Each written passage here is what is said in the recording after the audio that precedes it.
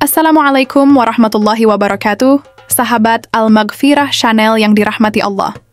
Hari ini kita akan mengungkap sebuah kisah yang menggetarkan hati dan membuka cakrawala pemahaman kita tentang jejak Islam yang agung di tanah Afrika Barat. Kisah tentang kejayaan yang pernah ada namun lama terkubur dalam diam sejarah. Sebuah penemuan arkeologis yang membuktikan bahwa Islam pernah menjadi cahaya besar di wilayah yang selama ini dianggap tertinggal. Sebelum kita menyelami kisahnya, jangan lupa untuk like video ini, share ke teman-teman Anda, serta tinggalkan komentar positif agar semangat dakwah dan edukasi Islam terus tersebar ke seluruh penjuru dunia. Dan tentu saja, subscribe Al-Maghfirah Channel agar tidak tertinggal kisah-kisah luar biasa berikutnya. Penemuan ini terjadi di wilayah Timbuktu, Mali.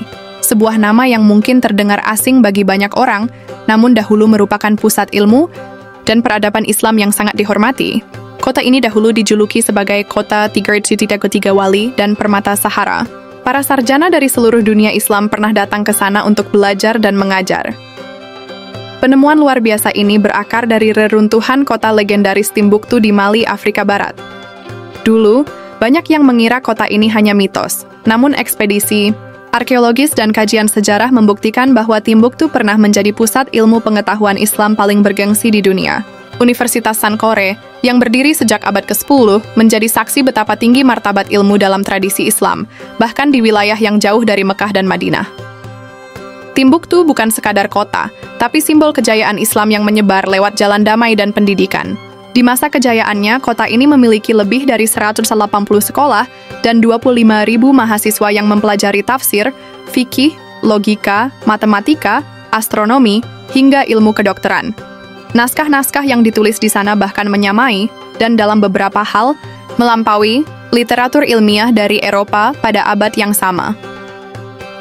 Penemuan ribuan manuskrip Islam kuno di perpustakaan-perpustakaan keluarga di Mali menjadi momen yang mengguncang dunia akademik modern. Para sejarawan dari Barat pun mengakui bahwa Afrika bukan hanya korban kolonialisme, tapi juga pernah menjadi pusat peradaban cemerlang yang bertumpu pada nilai-nilai Islam. Tulisan tangan halus pada lembaran-lembaran kulit domba itu menjadi saksi bisu peradaban ilmu yang luar biasa. Banyak dari naskah-naskah tersebut membahas topik yang sangat mendalam seperti etika Islam, hak asasi manusia dalam syariat, sistem ekonomi yang adil, dan metode pengajaran anak-anak. Hal ini menunjukkan bahwa peradaban Islam di Afrika tidak hanya fokus pada keagamaan ritualistik, tetapi juga pada pembangunan sosial dan keilmuan masyarakatnya secara menyeluruh. Salah satu naskah paling mengagumkan yang ditemukan membahas tata kelola kota dalam perspektif Islam, termasuk distribusi kekayaan, pengaturan zakat, dan larangan riba. Ini menunjukkan bahwa umat Islam Afrika telah mengembangkan sistem sosial yang berkeadilan jauh sebelum konsep-konsep modern muncul di Barat. Para peneliti pun terkagum dan mulai melakukan digitalisasi untuk melestarikan khazanah tersebut. Sayangnya, karena perubahan politik dan penjajahan, banyak naskah penting itu dibakar, dicuri, atau disembunyikan demi menyelamatkannya dari tangan penjajah. Namun semangat para penjaga ilmu di sana tidak pernah padam. Hingga kini, keluarga-keluarga di Mali dan Niger masih menyimpan naskah-naskah itu dengan penuh cinta dan kehati-hatian sebagai amanah dari nenek moyang mereka.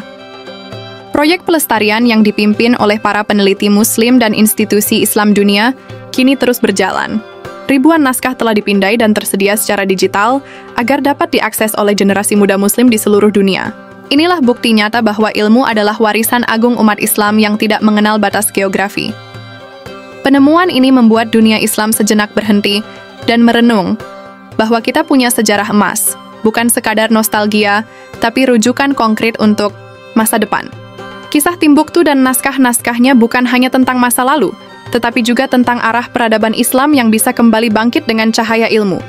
Namun, selama berabad-abad, sejarah kejayaan Islam di wilayah ini seolah dilupakan. Banyak yang mengira bahwa peradaban Islam hanya berkembang di Timur Tengah atau Asia Selatan. Padahal, Afrika Barat memiliki kontribusi besar dalam menyebarkan ilmu, menulis manuskrip, dan menjaga ajaran Islam dengan sangat disiplin. Pada tahun-tahun terakhir, para arkeolog dan sejarawan mulai menemukan kembali reruntuhan masjid, madrasah, dan ribuan manuskrip kuno yang tersimpan rapi dalam kotak-kotak kayu dan kulit hewan. Dokumen-dokumen itu tertulis dalam bahasa Arab klasik dan mengandung tafsir Al-Quran, ilmu fikih, matematika, hingga astronomi. Bayangkan, di tengah padang pasir yang gersang, ratusan tahun yang lalu, ada universitas Islam yang mampu menampung ribuan pelajar. Salah satu yang paling terkenal adalah Universitas Sankore di Timbuktu, yang disebut-sebut sejajar dengan Universitas Al-Azhar di Kairo.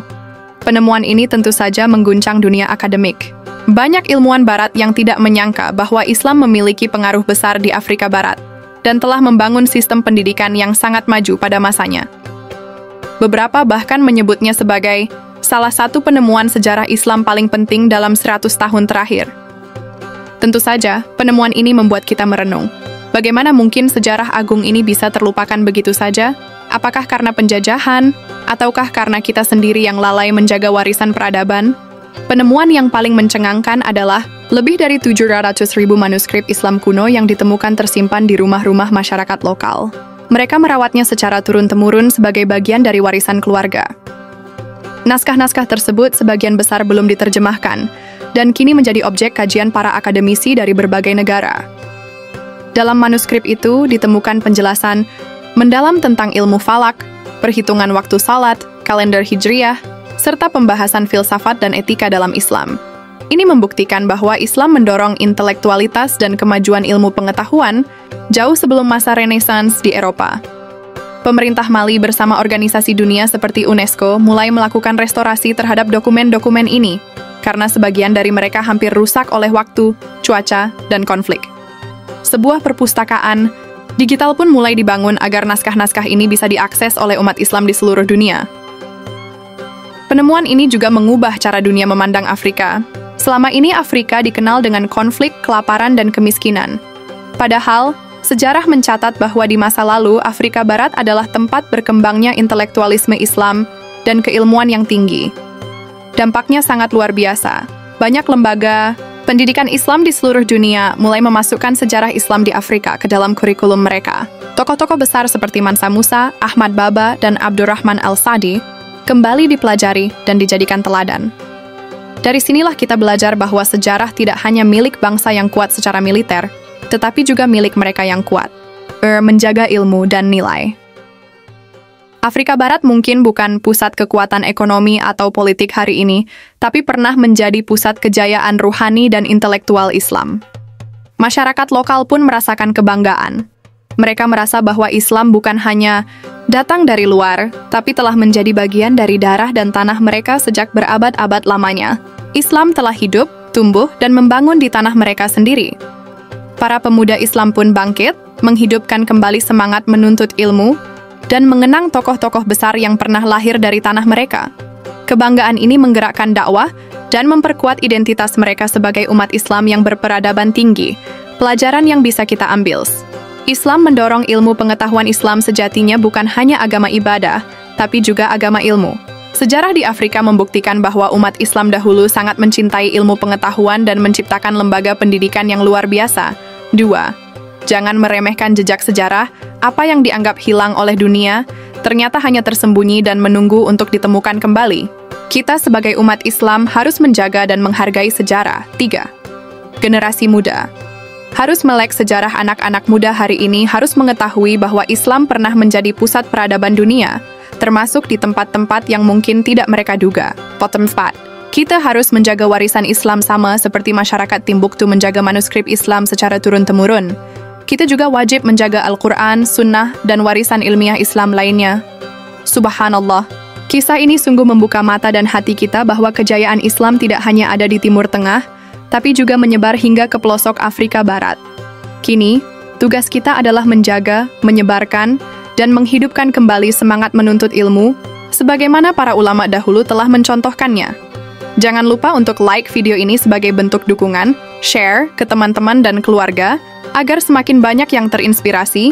Komentari pendapatmu di bawah, dan tentu saja subscribe Al-Maghfirah channel untuk mendapatkan lebih banyak konten inspiratif seputar Islam dan sejarahnya. Wassalamualaikum warahmatullahi wabarakatuh.